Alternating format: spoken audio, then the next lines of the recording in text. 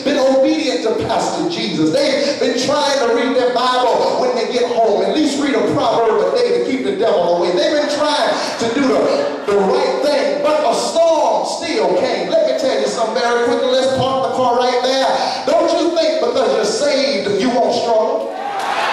Don't you think because you serve Christ that you will never have any crises in your life? Can anybody testify? Matter of fact, struggles really didn't start coming until I started trying to do the right thing and come to church.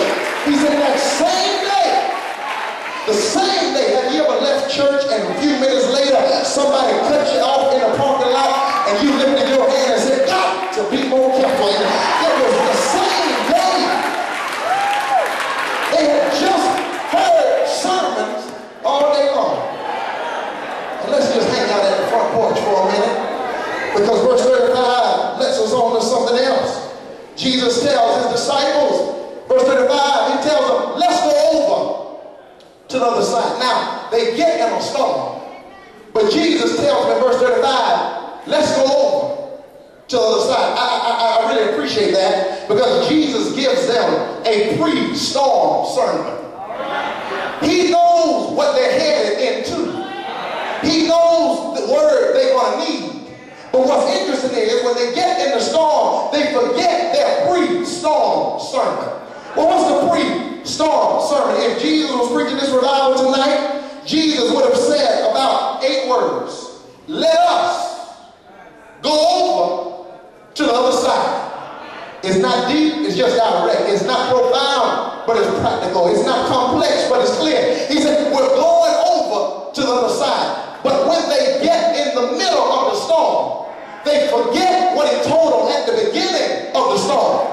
He said, we're going over to the other side. Y'all sleep, y'all missing that. He said, I'm trying to tell you, I know you're going to be tripping. I know you're going to lose your cool. I know you're going to be scratching your head. I know you're going to get worried. I know you're going to get scared. But we're going over to the other side. And if Jesus tells you that we're headed to the other side, don't you forget in the middle of your mess what he told you at the beginning of your mess. Is there anybody around friendship that just believe if Jesus said we're going to make it? I believe we're going to make it. It may not look like we're going to make it, but we're going to make it. My bank account may not say I'm going to make it, but I'm going to make it. My family may have given up on it, but I'm going to make it. I wish I had about 20 people that can say, if Jesus said we're going to the other side, what you worried about it for? He already promised you a sure land. It gets even gooder, because they go out on the water, and y'all guess what happened? Sure enough, they're on the Sea of Galilee, and the boat starts rocking. The Bible is clear that it is a wind storm. And that's all you need to kick up some waves in the water is a little invisible wind. And the Sea of Galilee was perfectly postured right by mountains. And so the wind would come down swiftly by the mountains and kick up the sea, and the waves start moving. And all of the disciples on board, and here's the problem. Andrew is a fisherman, but he's scared. Peter is a fisherman, but he's scared. John is a fisherman, but they get scared. And I'm trying to figure out, why are fishermen who've been out on the water before tripping in this situation? And the reason why they're tripping is it's right there in the text. It said that the boat was getting full of water.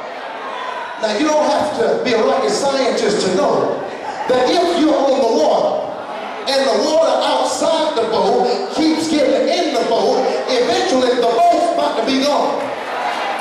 And when you look at your life, sometimes it's just like that. So much stuff coming in from the outside, weighing you down lower and lower, and in their anxiety, in their worry, in their problem, they look back in the back of the boat, and there was Brother Jesus. And they said, Jesus, Jesus. We know you're taking a good nap, trying to get you some Z's, but do you care that we are about to perish? But watch this. Verse 38 tells us that Jesus was in the back of the ship. Watch this. Asleep on a pillow. Now, I don't want you to miss that. Most preachers preach that, they stop at the fact that he was asleep. But there's some profundity in that pillow. It said he was asleep on a pillow. Now, Jesus is fully human and fully divine. He knew he was headed into a storm. But instead of him taking some Hennessy, instead of him taking his iPad, instead of him taking him a cigarette with something a little stronger in it, Jesus doesn't grab for a cigarette or some weed or some Hennessy or some tequila. He grabs for a pillow.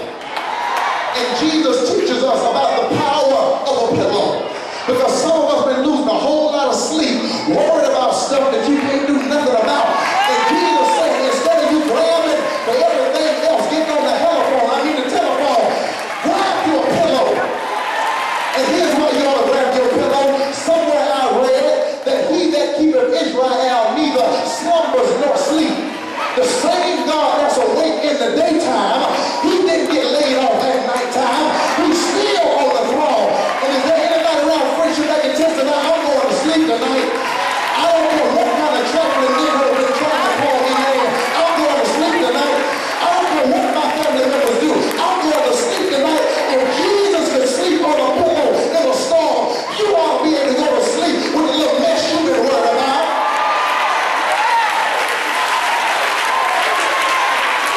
Can I tell you what you need to do when you get home? Turn on ESPN, turn on Real Housewives or whatever, and grab you a pillow and say, now I lay me down to sleep. I pray the Lord my soul to keep. If I should die before I wake over, I pray the Lord my soul he'll take. Look at somebody say, go to sleep.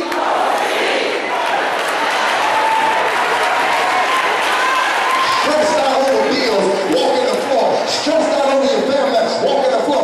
You ain't in control of the weather. You might as well go to sleep. Now, that's a good lesson, isn't it? To learn how to grab your pillow even in a storm. But the tension in this text is who will sleep? The Savior is asleep. And my question is, what do you do in life when it looks like the Savior is asleep? What do you do in life when the divinity that's supposed to deal with your dilemma is taking a nap? What do you do in life when you want to pray to God, but it just seems like God is in his ecclesiastical bed in glory, pressing the snooze button every time you try to